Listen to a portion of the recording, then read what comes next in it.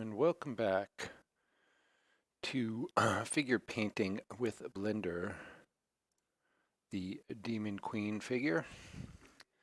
Tonight, I think we're going to work on her spell effect up here. We're going to get her hooves taken care of and maybe do some work on her tail. The wings are going to be last on the list. So let's start with the hooves and get those out of the way. That should be pretty quick.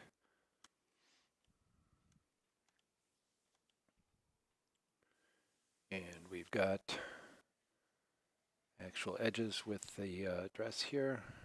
Over on this one should be much easier. There's nothing in the way there. So we'll start over here and get the slightly harder one done first.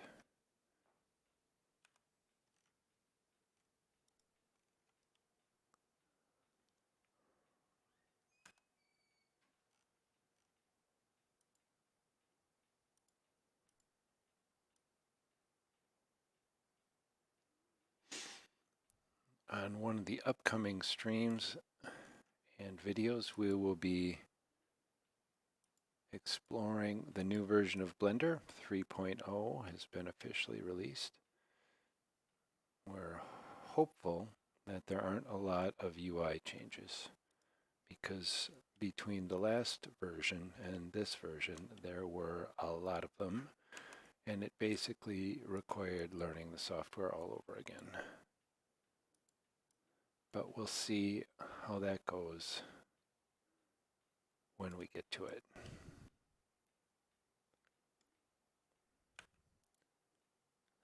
As suspected, these should be pretty straightforward and quick.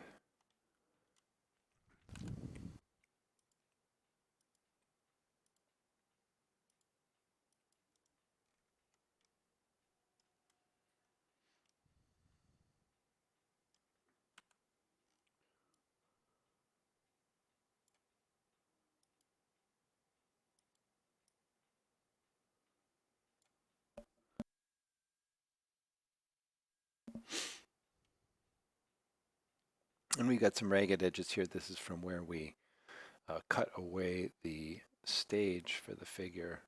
We can show you what that looks like here.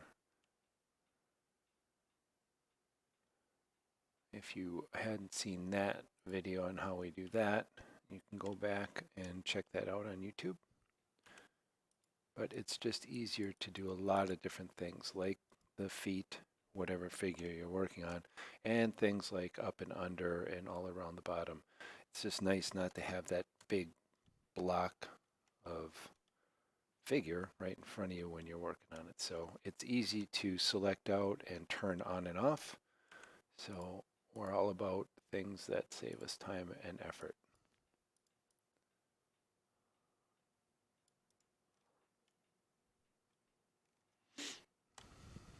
If you have any questions about keystrokes, key combinations, mouse buttons, this is the stream to ask. If you're watching on the video, feel free to post in the comments.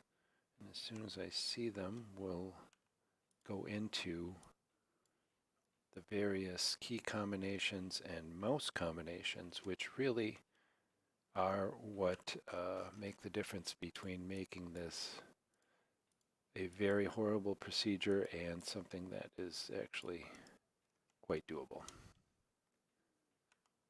But when I started, it was much different.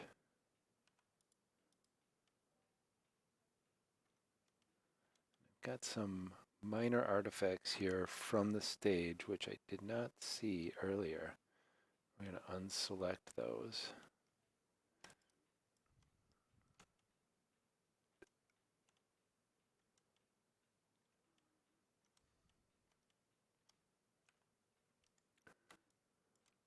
And I'll go into what those are another time when we do another stage. Sometimes you get a few things left over. They're not visible. They have no effect on anything, but I don't want them to be colored the same as her hooves here. So moved my cursor here to the wrong spot. We're going to put it back down there.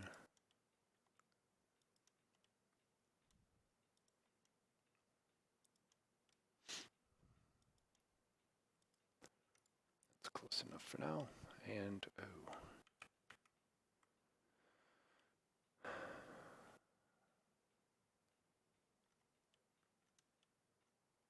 Now we'll do the other foot. This one will be even easier than the first one because there's no dress to get in the way of anything. Get a little closer here.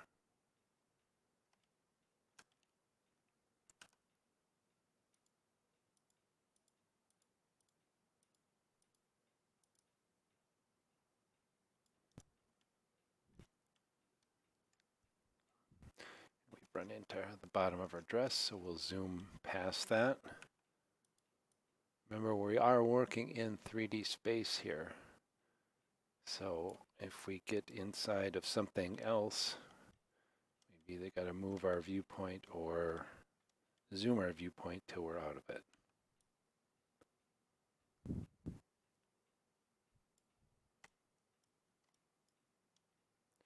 And I keep hitting the wrong button.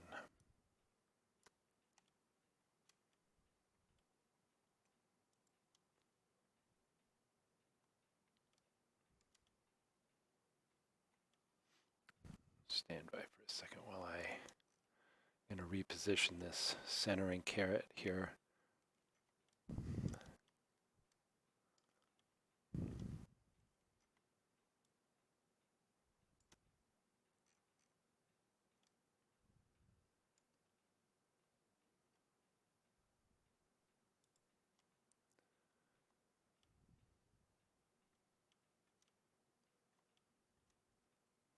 That just controls the center of rotation and really doesn't have a lot of impact on what we're doing, but it bugs me when it's out of place.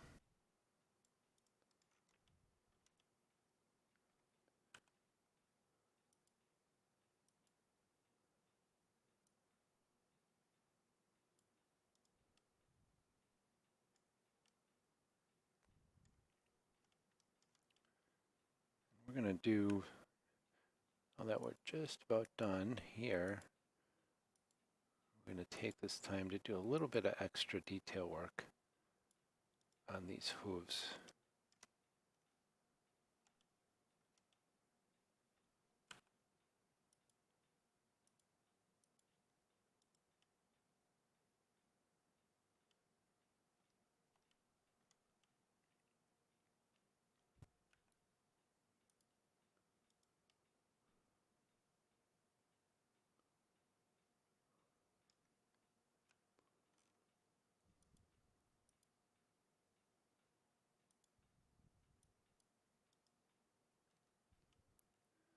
So first thing first here, we're going to color our hooves.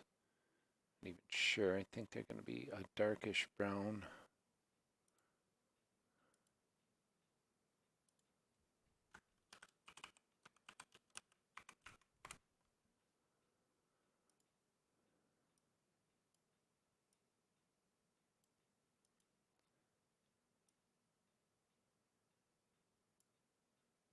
I'm going to start, I think, quite dark here.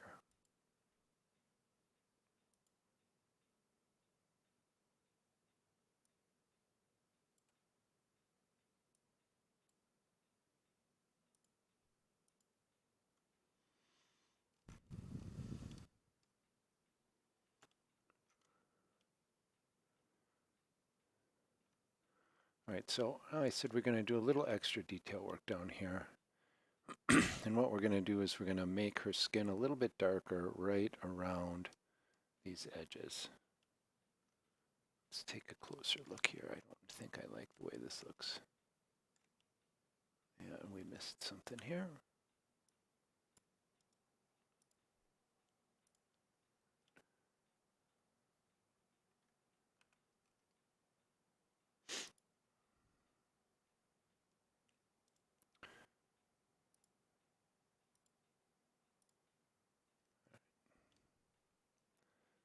So what we're going to do is is we're going to go, if you look at these as lines back and forth here, we're going to go up 1 or 2 or maybe 3, and we're going to just kind of make her skin a little bit darker where it meets the hoof so we don't have quite a stark line. You may be thinking this is a lot of detail when we're not going to see a lot of it. You're probably right, but it's still, I like to do these things. So we'll see how this looks here. And we're just going to start with one of these rows, if you will.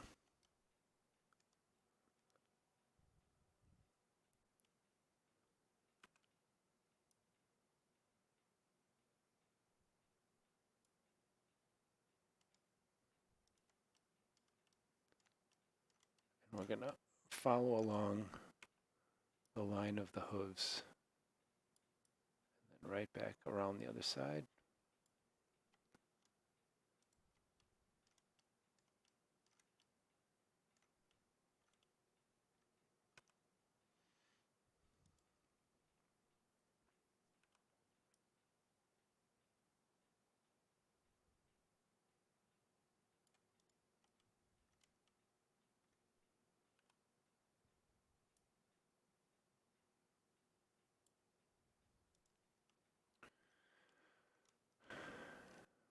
Okay, so we're in her dress again.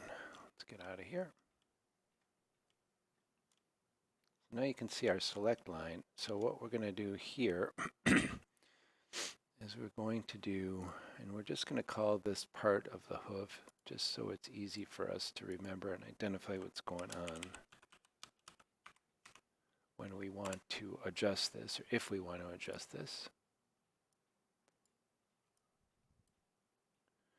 What we're going to do here is we're going to sample actual skin color, because we want to start with that. And we want this to be a little bit darker. Okay, let's assign that and see how it looks. So you see it looks not much different than a shadow, which is probably pretty good, but I think we're going to go a little bit darker. And we're going to do another row. There we go. That's better. And so now we're going to do another row.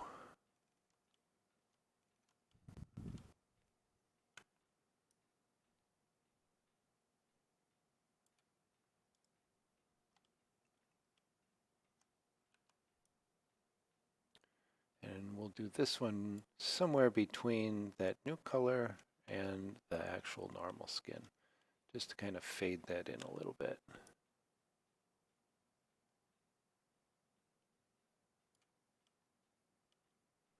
Again, I'm selecting things with my left mouse button. Deselecting is the centermost button. So if you have overspray, whoops, just click with your center mouse button or your mouse wheel button, assuming you have a clickable one, which you're really going to want to have if you're working in Blender.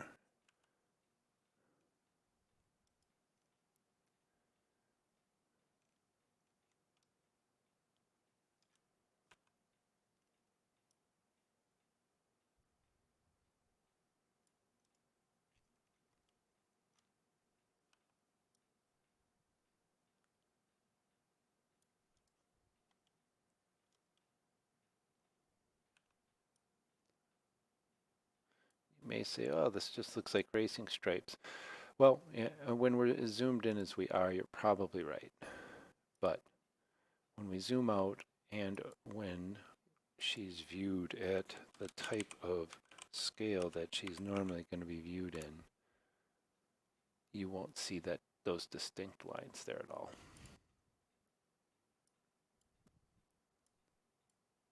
So again, we're going to start by sampling the skin. And we are going to just go a little bit darker on this one, not quite as dark as the other one.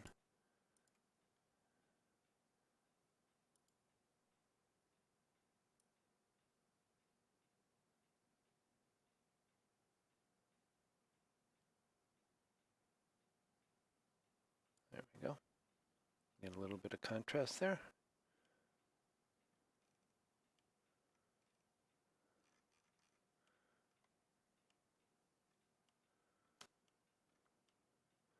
And then we have a nice smooth effect to blend the color between these two things. So now we'll go over and we'll do this other foot.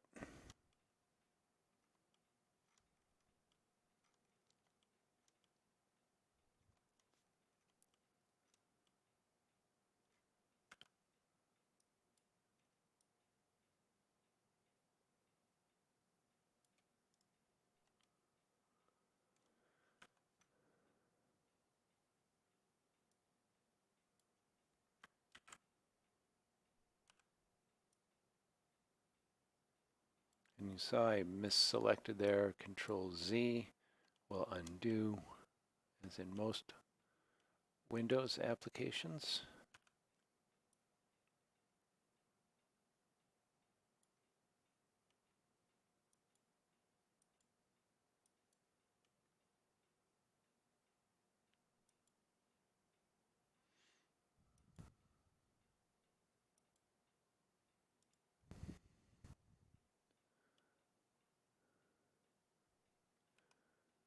Just trying to see what's overspray here and what's not.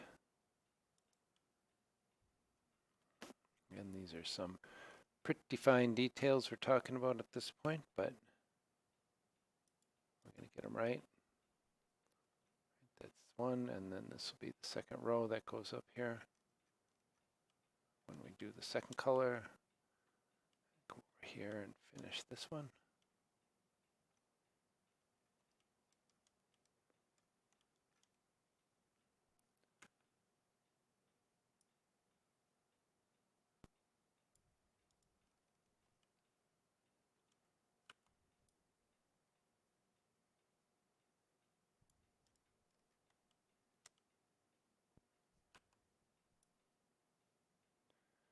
And if you are doing this for time or for quantity, going into it at this level probably is going to be a little bit of overkill, but we're here to learn and have some fun. So that one's done. We'll just pick up right here, do the second one.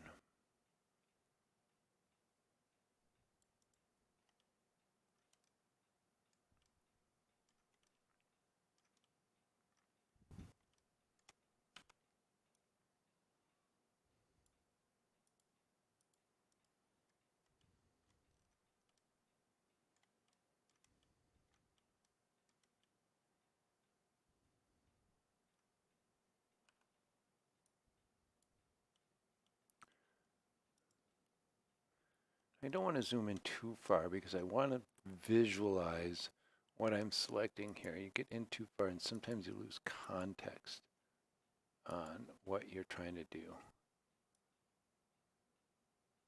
But I think that's it.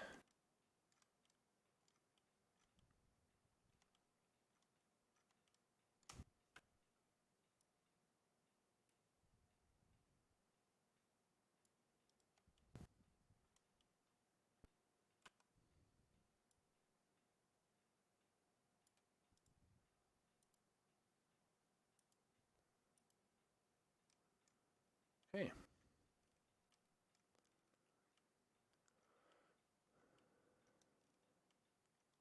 And again, from distance, you're not going to see a lot.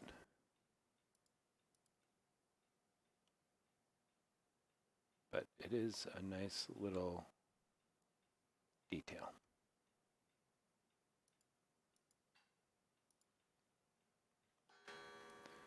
And now we are going to save because, as said before, I like to save between all of our any kind of significant work. All right, so let's take a look at this spell effect that's going on here.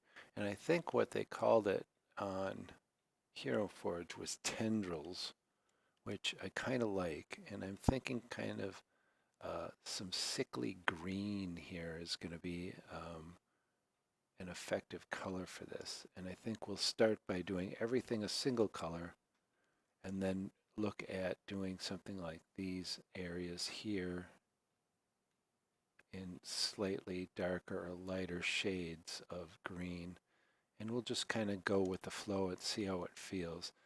You can see from this, the lighting and shading that's being done in Blender goes a long way to creating some nice effects visually. And we just want to add a little bit of extra color to augment that. We'll probably start by doing the tips a different color, and we'll just kind of go from there. So I think the first thing we're going to do is try to get as much of this as possible. And if you've watched any of the other videos or streams, you know that when we're in solid mode like this, we're shading the viewport. Whenever we select something, we're only selecting the surface that we see. But if we go into wireframe shading as opposed to solid shading, when we select, we're selecting everything all the way through from both sides. So we got to be careful near her hand, but we do want to get as much as we can here. And it's just going to save us lots of time later on, especially with a very odd shape, an odd set of shapes that we're getting here. So, and you want to kind of go a little bit slow, depending on your computer. There's a lot going on here. And sometimes if you go too fast, you'll leave some elements unselected. Or you can change from the circle selector to the box selector. And so we could just do this, boom. And that's even quicker yet. So now when we switch back to solid shading, if you see we can roll, whoa, we can roll around here. And all the stuff underneath is selected. We don't have to go around and do all of that. All we have to do is up right close to her hand, and that'll be a lot less work than doing everything. So we'll get right in and get to that. And here, this is going to be a little dicey in there, but still, we've got a high poly count part of, or higher poly count part of the model here in our hand, and the effect here is much lower poly count, so it's very easy to see our line of demarcation. So this should be fairly straightforward stuff, even though we're going to have to get inside parts here, and that always makes things a little interesting.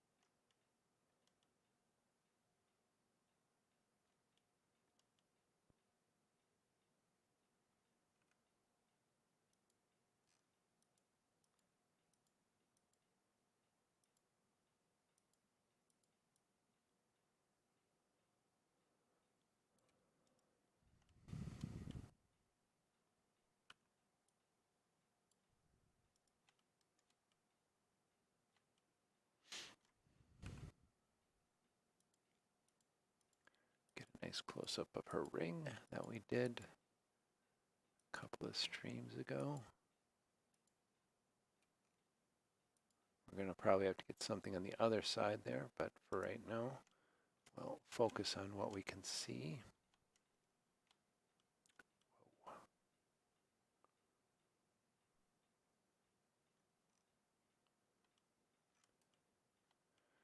A little squirrely there with my mouse. Sorry about that.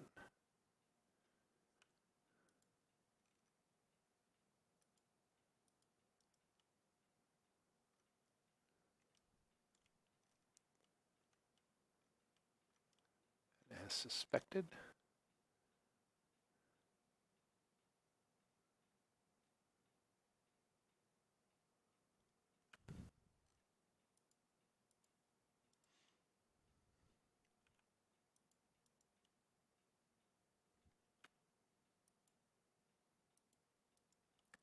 Now, I don't have a very good look on this stuff in here, so I'm going to hold off a bit, see if we can't get in there and get a little bit better view so we kind of know what we're selecting here.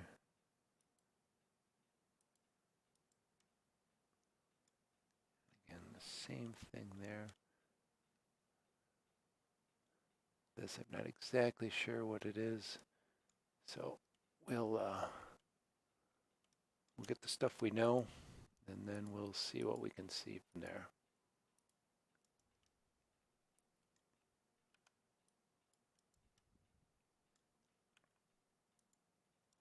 And some of that stuff we might get from these other angles. See things like here. It's always better to start with the obvious stuff. You might just catch some of the stuff that you're not sure if I'm going to unselect that because I'm not sure exactly what it is.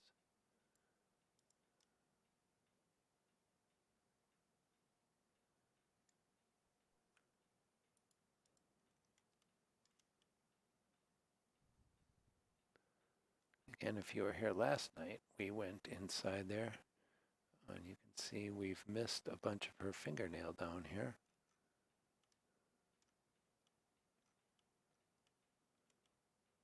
But we'll come back for that. Right now we're in the middle of a selection, and there's not really you can do about things like, not really much you can do about things like that when you're got your model half selected up here. So you just got to kind of make a mental note of it or write it down and come back to it after we're done with this part and fix it up.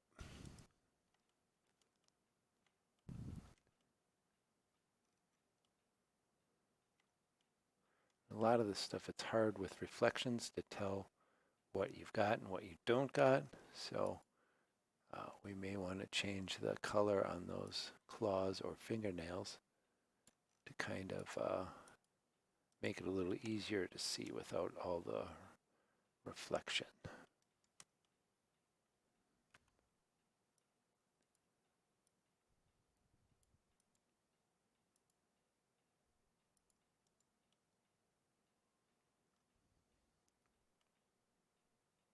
We're getting a little crazy here on our orientation. I'm going to try to get back on solid ground here.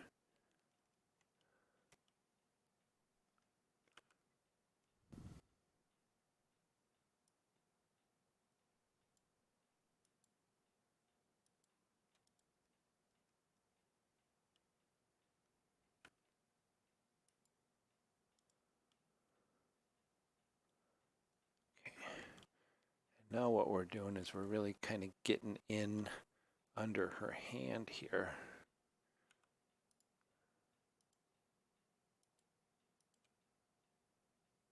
You can see our selection from the other side there coming through. Just with a little tilting, we can get a much better idea of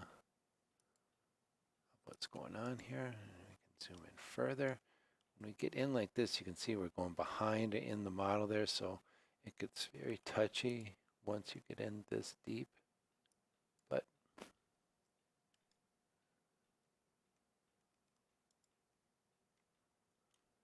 as you can see, we can see all sorts of good stuff in here.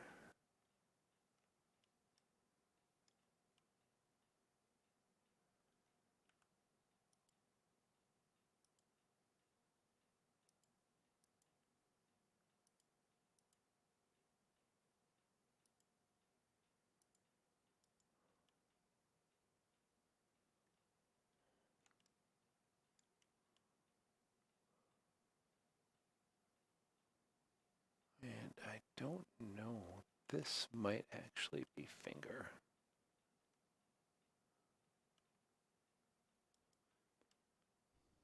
And I think it is.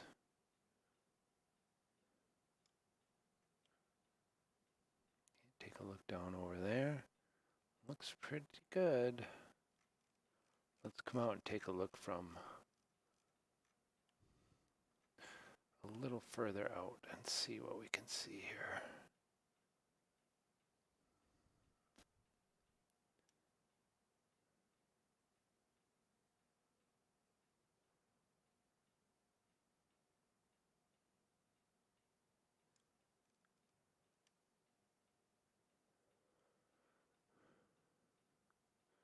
Or we could treat this like some sort of water elemental or something like that. But we can decide on colors later, as you know, if you've been watching. Right now, what we're going to do is we're going to put this, assign this to a material here. We're going to call it just the spell.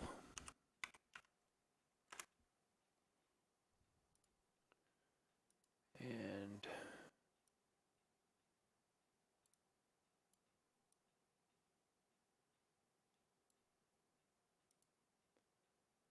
let's start with the green we talked about.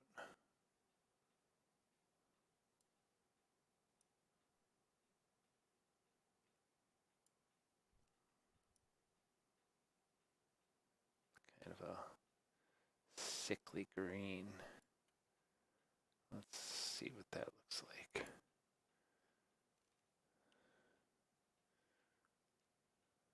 That kind of looks nasty.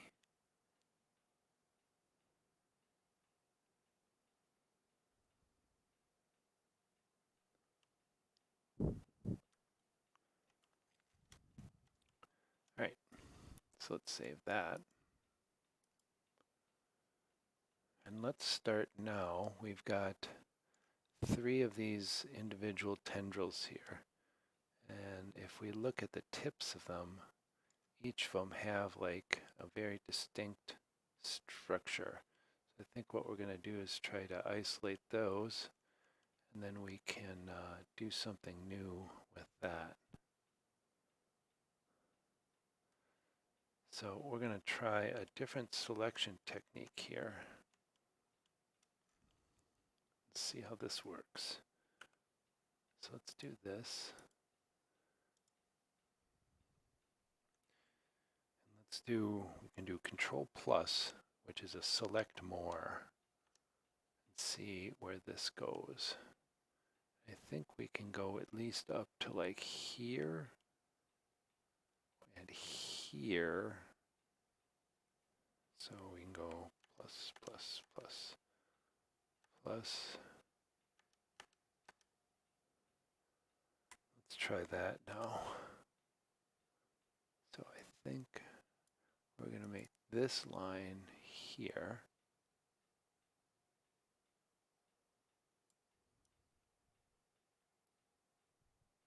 And we'll finish this up, but I want to define these wells between them.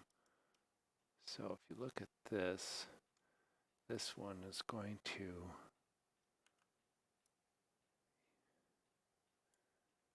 there. And there's no real right and wrong on something like this.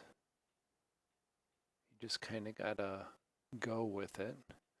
You can kind of tilt back and forth, and you can see how this whole surface here is lit differently than this one down here. And that's usually a pretty good indicator of where you can make your lines.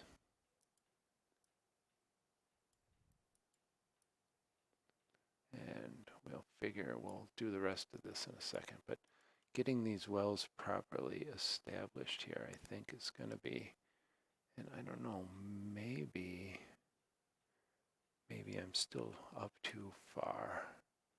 Maybe the separation doesn't occur until back here.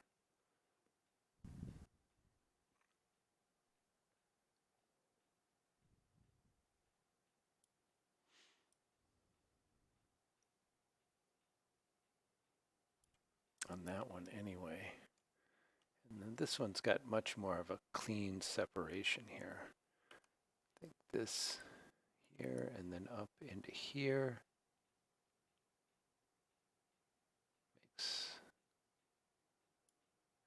here, we're going to follow this down this way.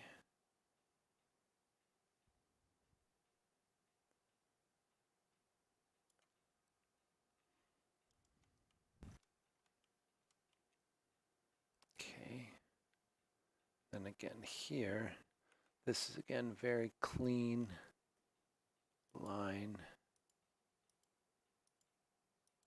right down here, and right back up this way.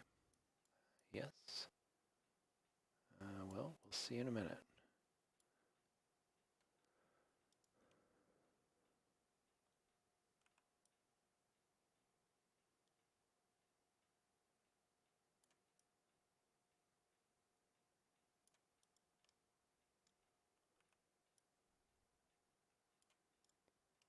I think we're going to finish a couple of these now to help our visualization of where things start and end.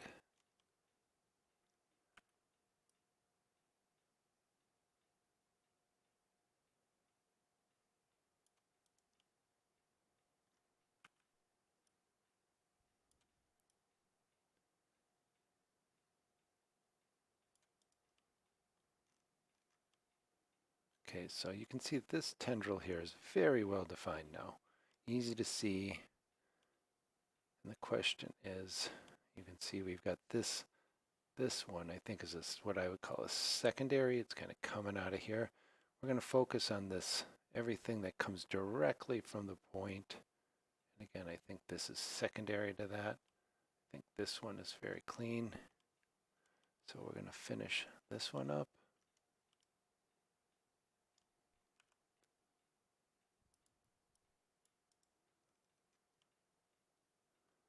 That seems pretty clean. This kind of dorsal fin looking one. I think we're going to do that. I don't know about this, but let's get in here. Oh yeah. So here,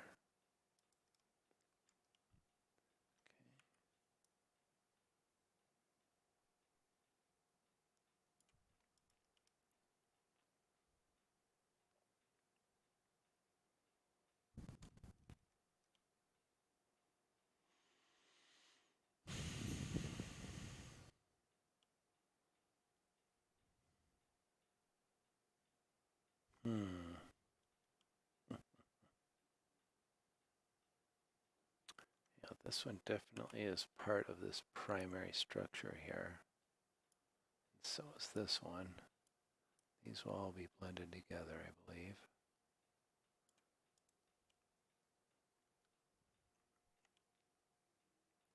This one too. I'm just kind of marking this. Yeah, this is all part of it. And where we want to make this break, probably like around here.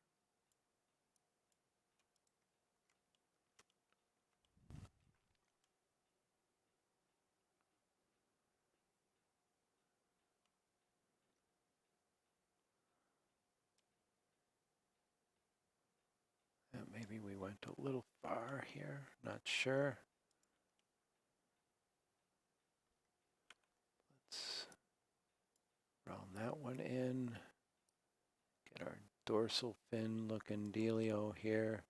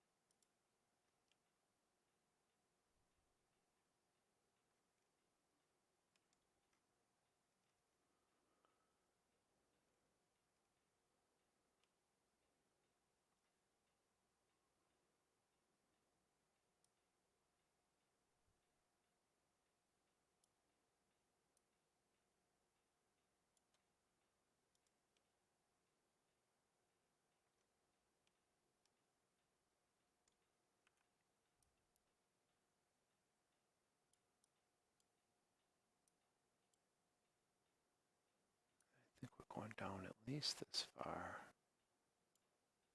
Go around this way.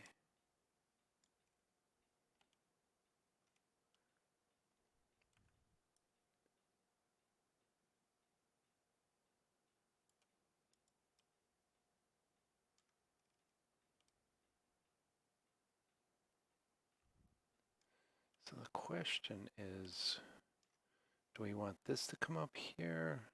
And if so, this is kind of the part that troubles me right here. We don't, if we start with this row here, where do we break down again? Or do we want to come all the way out around here? Maybe that's the deal. Let's just see what that looks like.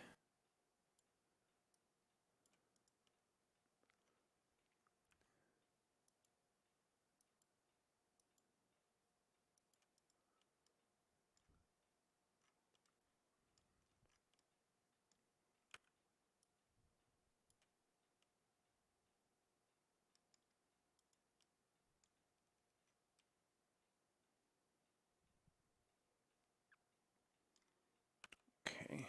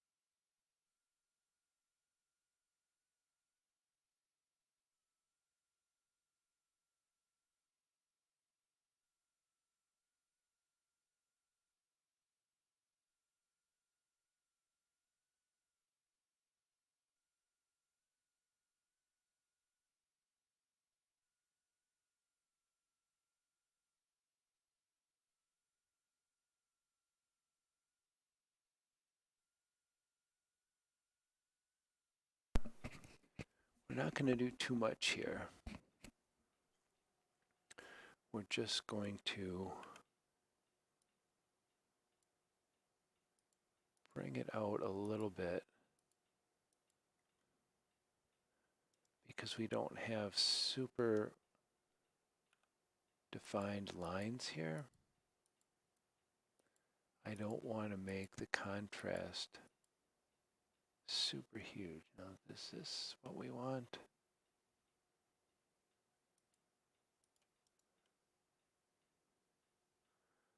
I think that's pretty much what we want.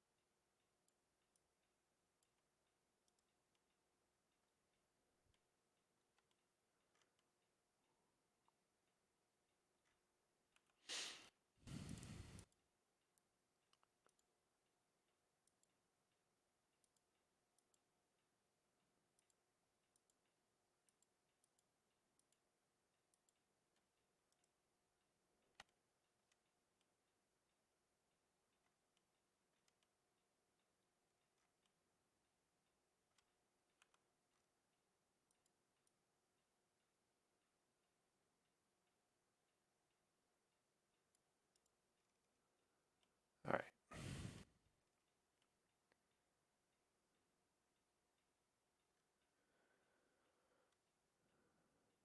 So let's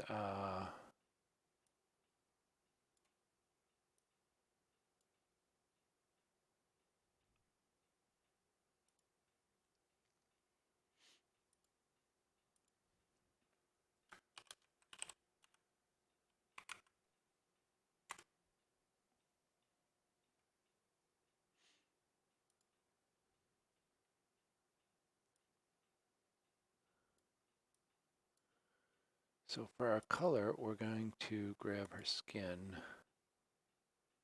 Start with that. And then the question is, where do we want to go from here? We want to darken it?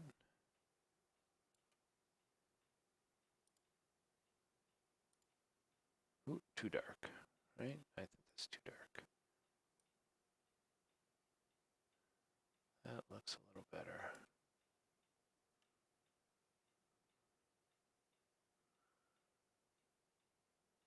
Because we want a subtle effect here.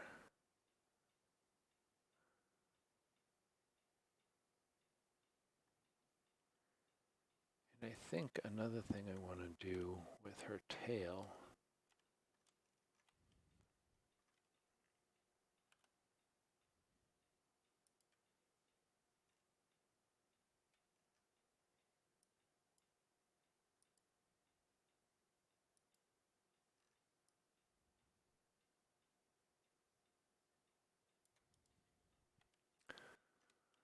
let's bring this color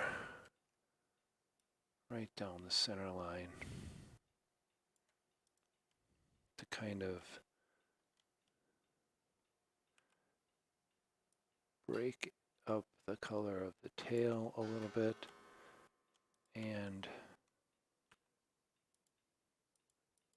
kind of bring these ridges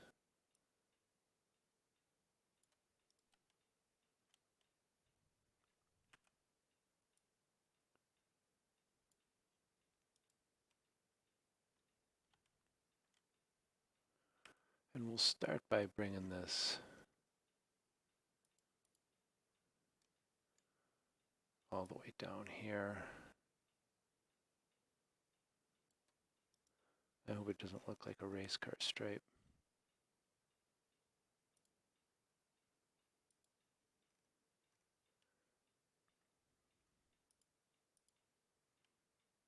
Yeah, I think that's nice. Plenty subtle. Just brings those ridges out a little bit. And I think what we can do with this is we can just bring this color around the tips of the spade of our tail too. I think that makes sense. Can at least start like that and see if it's something we like.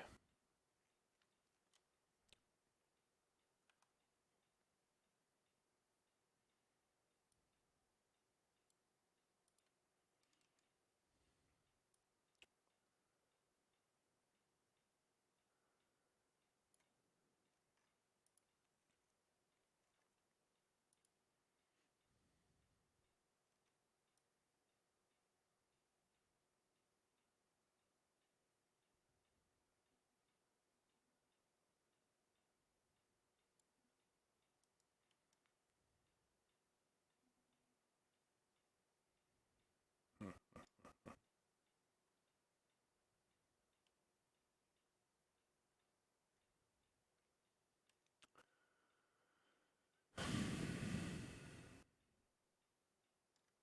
So if we go over to here,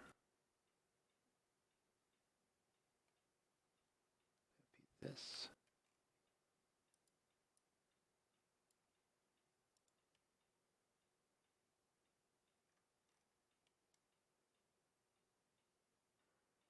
Okay.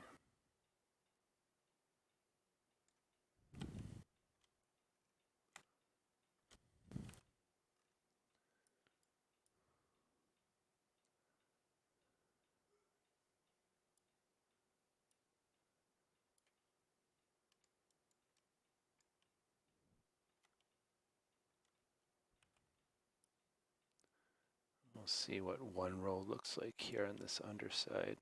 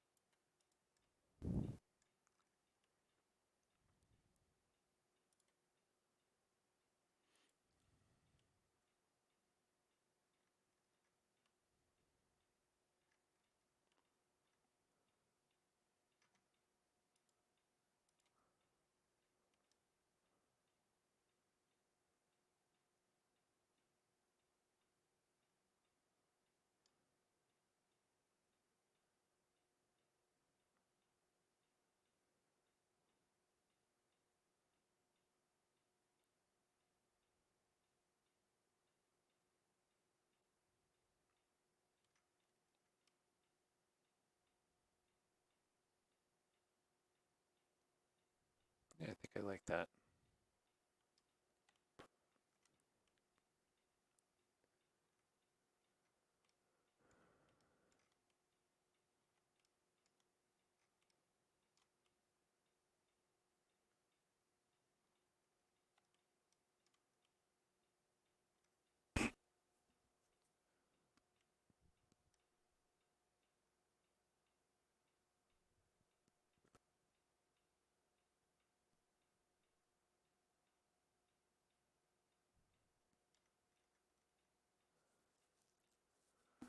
All right. I think at this point we're going to do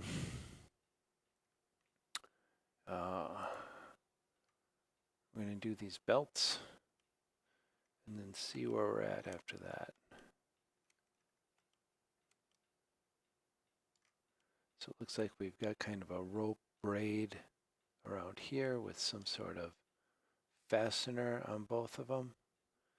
So why don't we do these kind of fasteners first? All right, so let's get back into edit mode here. Let's save our tail work.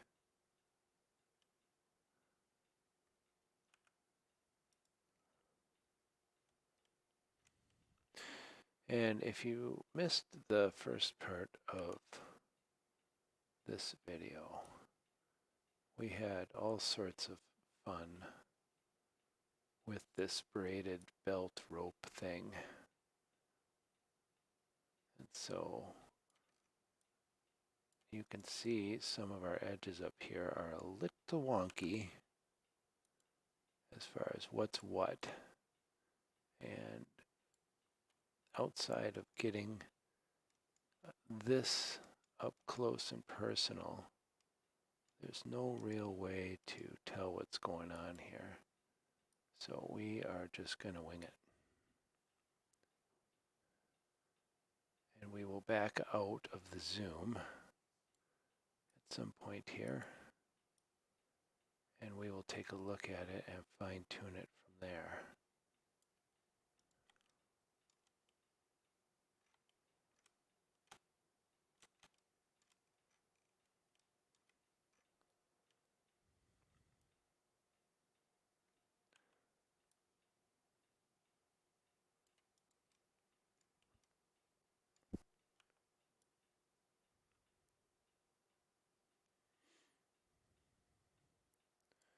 Yeah, I know we're a little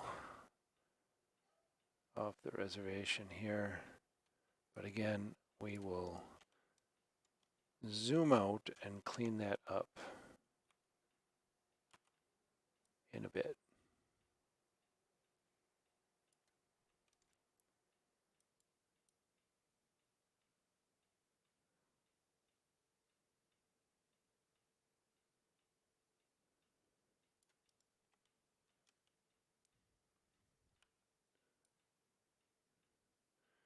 And we're going to start by making this sort of buckle or fastener a single color, and we may augment that afterwards. But we're going to get some of this done and see where we stand.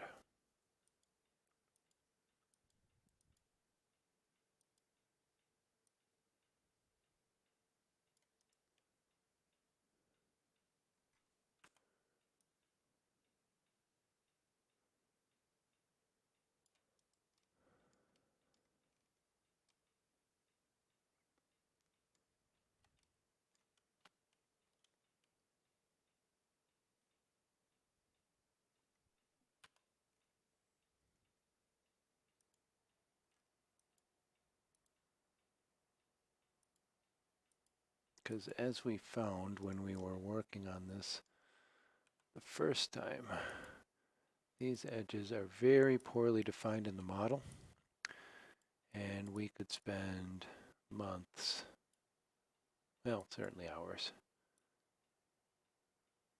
trying to figure out what is belt, what is dress, and what is whatever else. And while I think a certain level of scrutiny is important, you gotta balance that with how much time you're spending on various parts of the model.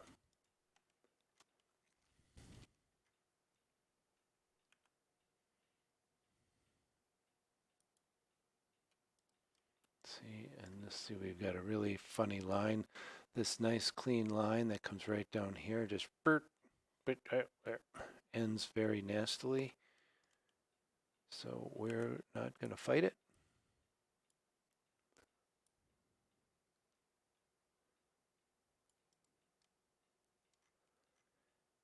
And as you'll find out if you do any work with any of these models, they are STL models, stereolithography, that are designed for a 3D printing application.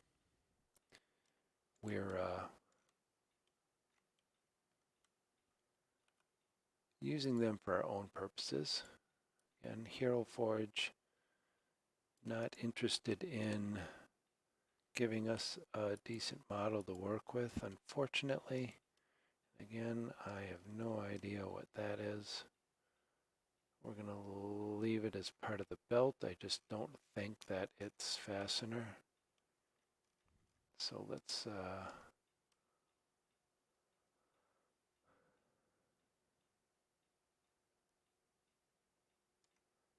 how about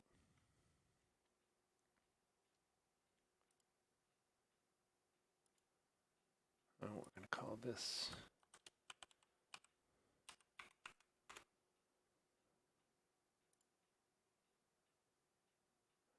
We want to make a metallic, more gold to tie in. Yeah, let's try that.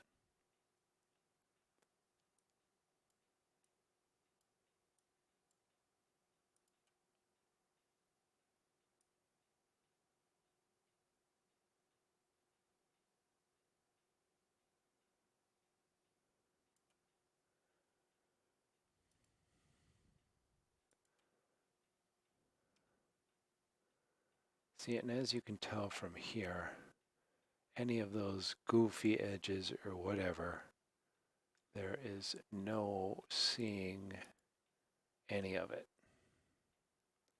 And I do like the metallic, although you see this, yeah.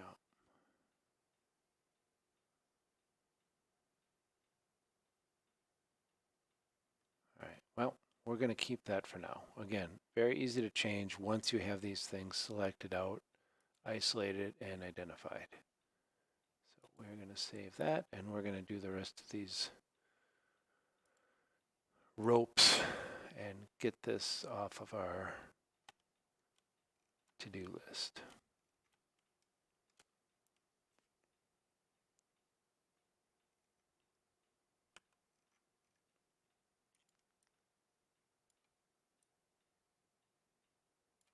And again, where rope meets dress, we're not going to go too crazy with here, especially with this is not going to be metallic or reflective, and we're certainly not going to see any kind of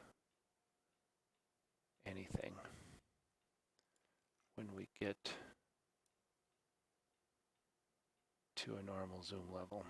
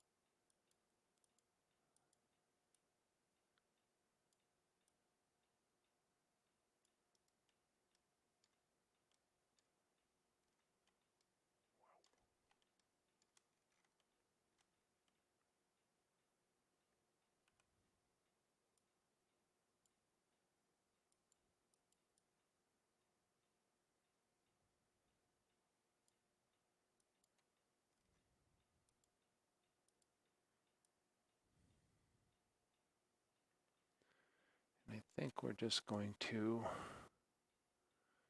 follow the bottom line for now. I think that'll be most efficient. Then we will do the top line, and then we will do the other belt in whatever order makes sense there.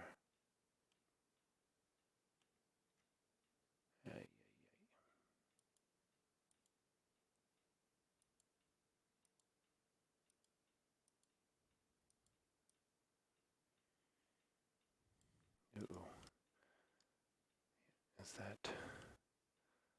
That's definitely belt. This is belly.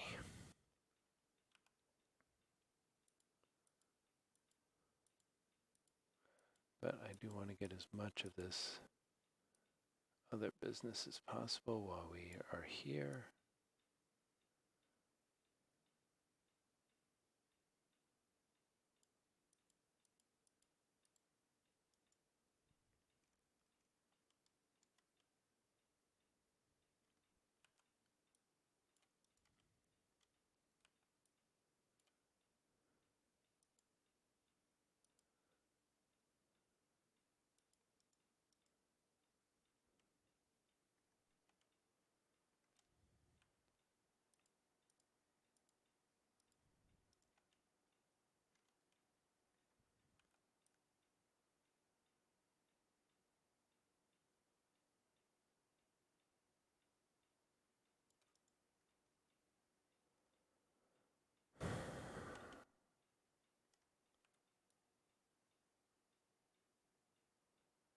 Not gonna lie, this is not my favorite part of this model,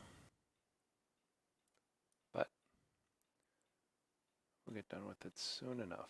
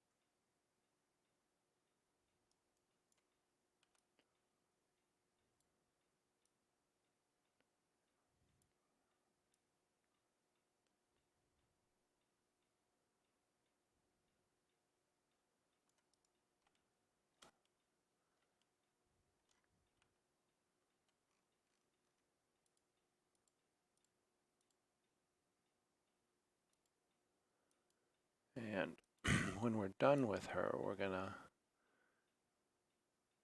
go through the process of exporting her from Blender to X3D, which is the 3D VR format that we use at the Keep, and show you how to get her into the system and into a scene, because that's where we're going with all of this. Painting is fun and all, and the end result is rewarding, but very much more rewarding when you have an encounter and you want a monster, creature, character, or object, or whatever it is you're working on in your scene. You spend some time painting it like this, and then you get to finally see it actually doing something. It makes the work much more rewarding.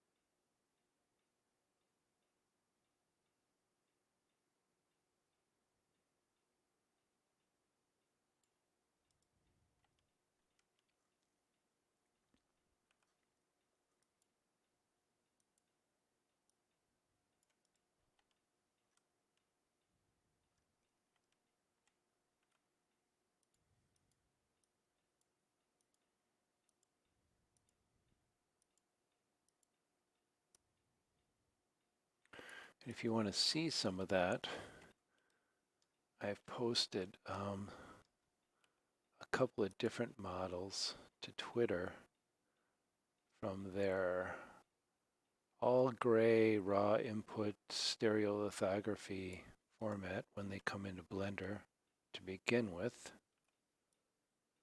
all the way through final painting, and then what they look like in a scene with some reasonable lighting and other objects, characters, etc.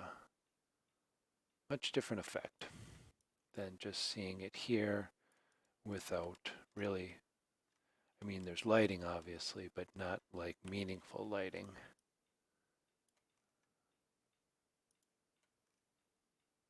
All right, so we've reached the other end of our fastener, and now we're going to go back on the top line here.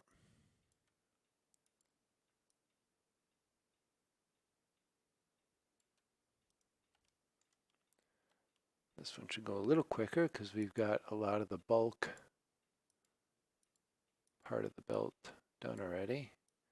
Just going to clean up some stuff like this as we go.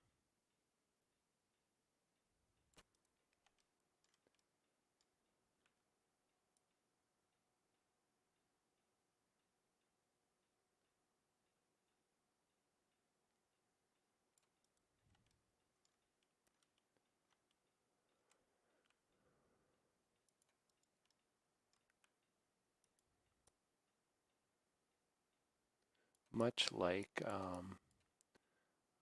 a lot of this digital painting and digital figures really is analogous to physical figures, and if you've ever painted, used, worked with physical figures, a lot of it's the same.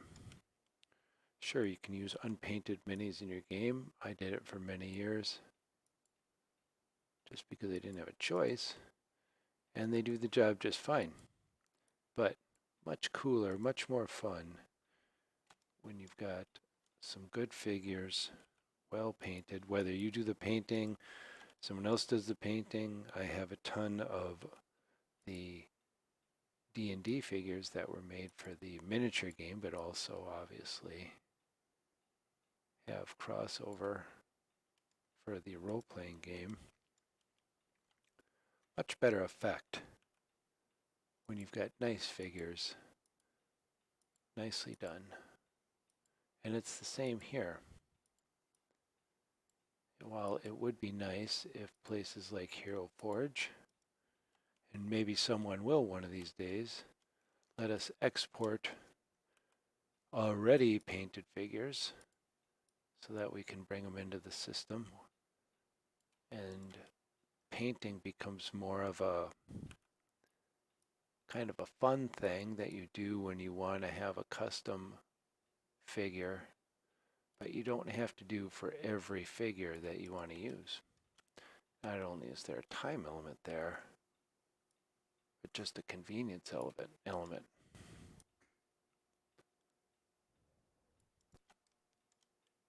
But even the painting aspect is very analogous between the analog, the physical painting, and the digital painting like this. I would say the skill sets are very similar, mainly just patience and a modicum of creativity. I would say it's easier to get a decent effect digitally simply because it's much easier to tweak and change. Once something's painted in a physical figure, that's it. If you don't like it, you can certainly repaint it, but you get no benefit, no work or time savings from the first go around. Whereas here, as I've shown you, and we will again, once you get that first coat of paint on, if you will, changing that color if you don't like it or if you want to make a new copy, just come into Blender, make a new copy, change up all of the colors. That's very easy. You don't have to go through this more tedious paint and isolation process. Just come in and change the colors. And we've got a little funniness with our model here because I don't know what all this is here. We'll take a closer look in a second. But chances are we're just going to leave it as is because it's really, actually we should probably color this black as it's kind of void space. Not that anyone could ever really see it, but we'll take a look at that in a second. Let's finish this and get this braided belt at least a base color here.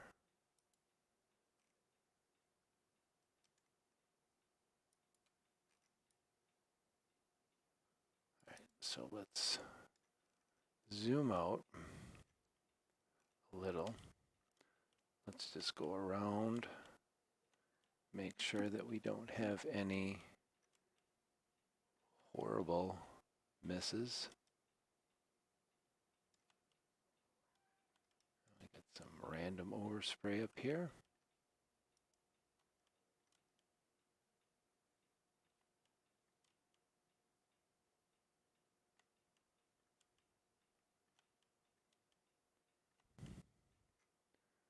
All right.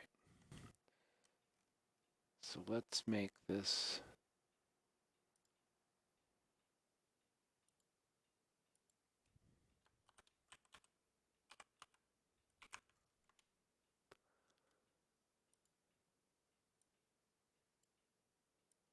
we don't want this shiny. And I think we just kind of want a tan or a beige here, maybe, something like that. Brownish. See what that looks like. There we go. Yeah. And now you can see again all the edges where the dress meets the belt. From any sort of reasonable zoom level, you can't see any of that. Now we're looking up and see in this side. I think we are going to take,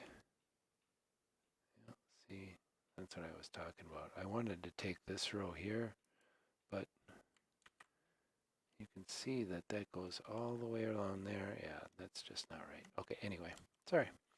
The question is, do we want to leave this as belt, or do we want to black it out? Whatever we do, we have to do it with this top anyway. I think we're going to black it out.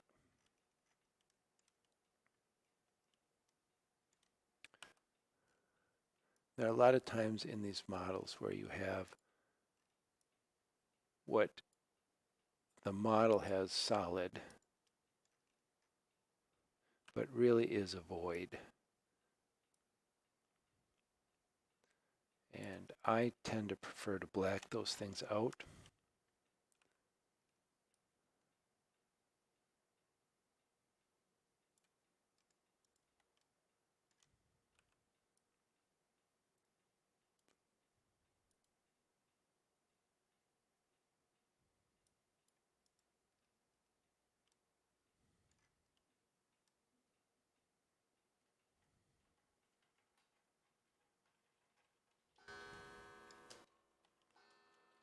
I'm going to spin around here. Pardon my clock. It's 9 p.m. Central Standard Time.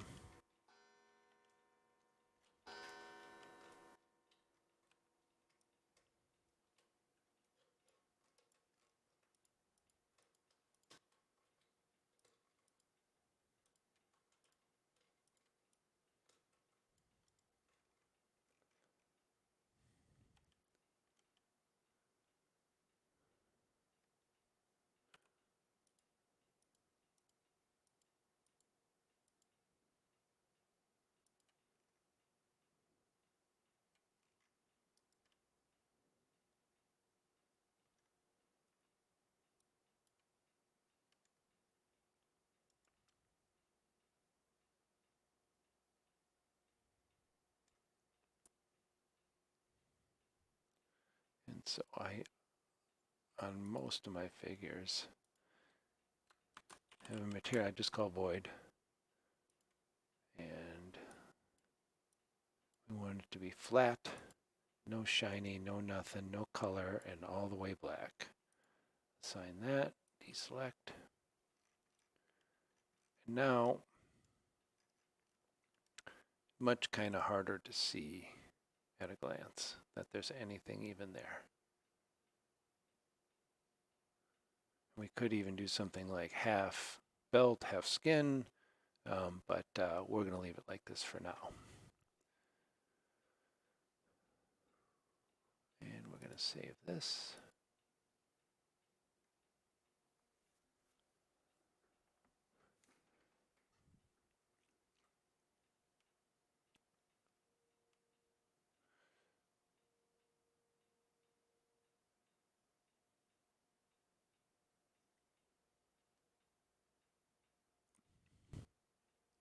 I think we will call it there for tonight.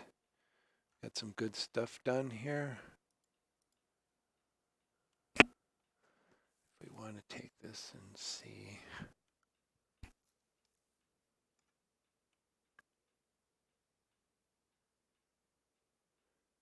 And next time we will finish up our belt. Finish up the lower part of the belt here. And I think it's going to be, you got it, wing time. And this is going to be a real thing. So these horns, I guess, I'm not sure of the terminology, will certainly be something. And then we're going to have to figure out, again, this model is full of not very defined areas here, like our spell effect. But we certainly have some spine action here. I don't know. See, this kind of looks more like muscle here, whereas I think this sort of thing is more like bone with this kind of sinewy material between, and then obviously the kind of skin of the wing proper.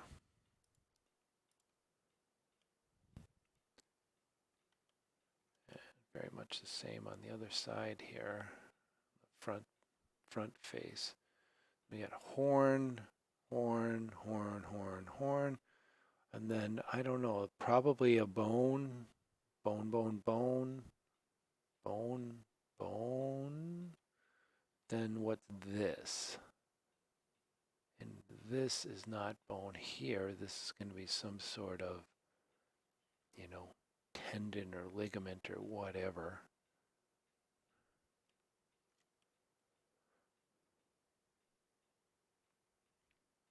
And then we can also think about, again, having some sort of barrier line here between her hand and this spell effect. And I was thinking about doing some more with her eyes. Some sort of eyeshadow, smoky eye treatment.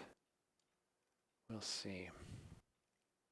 And we can play around with her hair. Like I was saying, once you have something isolated and selected, then it's very easy to say, okay, well, we're going to change her hair here.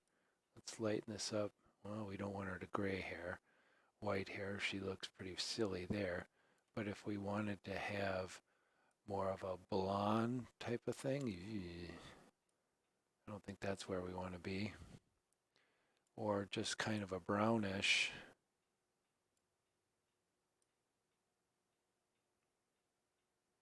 Dark brown, really dark brown.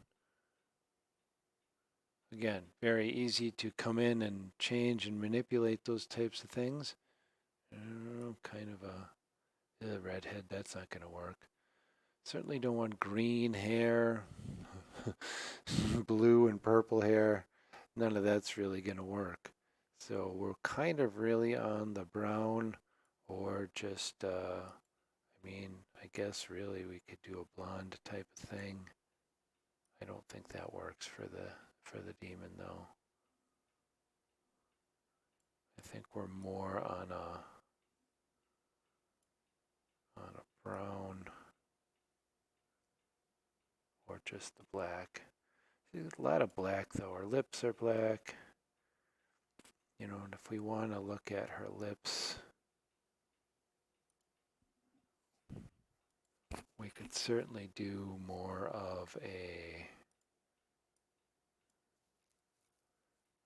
red.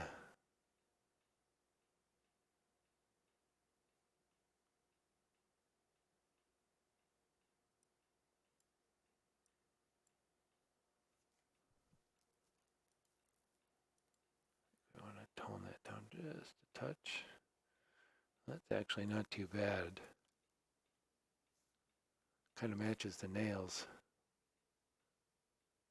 Brings out our eyes a little bit.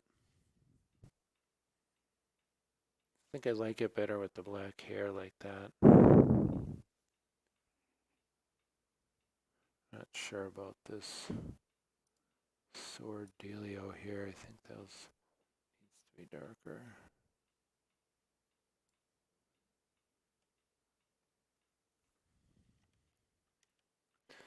But again, the point being, once you have everything selected out, identified, isolated, which is the time-consuming part, then the fun part can be saying, well, what's she going to look like? You know, what's she going to look like with skin that's more of a natural, more of a natural skin tone or darker skin tone. Let's see, we can do a nice drow here. Ooh, that's kind of cool.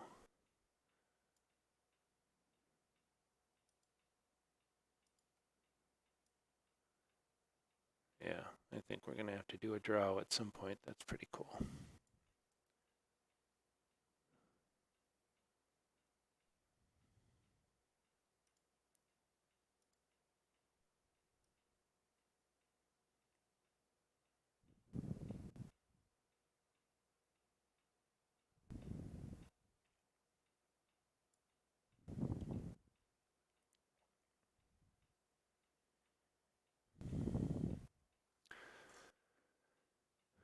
But for now, that is going to be that. And I thank you for watching. Please like and follow on Twitch and subscribe on YouTube if that's where you're watching. And thank you very much. We'll see you next time.